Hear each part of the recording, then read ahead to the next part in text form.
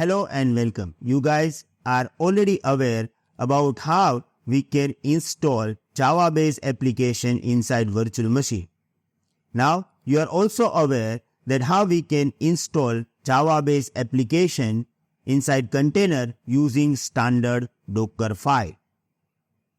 Now, it's time to go for installing same application inside container, but this time using multi-stage Dockerfile.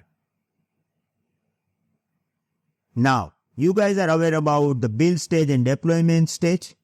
Definitely we are going for the multi-stage Dockerfile, but to understand multi-stage Dockerfile, we need to compare this with the standard Dockerfile. So in this video, we are going to compare standard Dockerfile versus multi-stage Dockerfile. Then we will go for same process using multi-stage Dockerfile. This will provide you detailed instructions about how multi-stage Dockerfile is actually working. So let's start.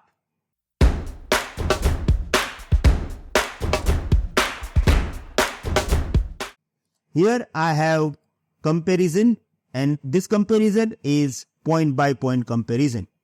If we are talking about structure of standard Dockerfile, it is a single continuous flow of the instructions.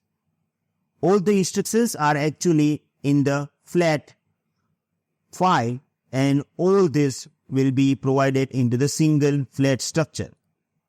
In the multi-stage Dockerfile, we have multiple stages. So here we are dividing Dockerfile into the multiple stages. Now you may have question that how we are going to divide these stages. So as you know that we have build stage, then we have deployment stage. So we will divide these stages over here in the Dockerfile, each starting with the from instructions. Build process. In the standard Dockerfile, all the instructions executed within single image layer. Here, instruction executed in separate layer, offering flexibility. So build stage will be run into the separate layer, and deployment stage will be run into the separate layer. Now you may have this question that, okay, but what are the advantages? Why we are separating this process? The first advantage we have is image size.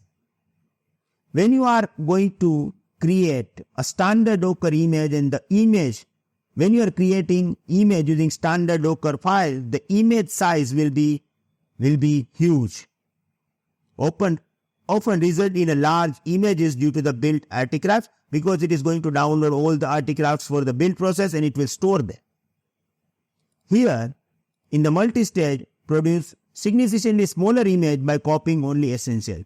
So it will use build stage, and then whatever we want from the build stage will be copied into the deployment stage. So in the deployment stage, you will not get any source or anything. You will get only required files which is used to run application.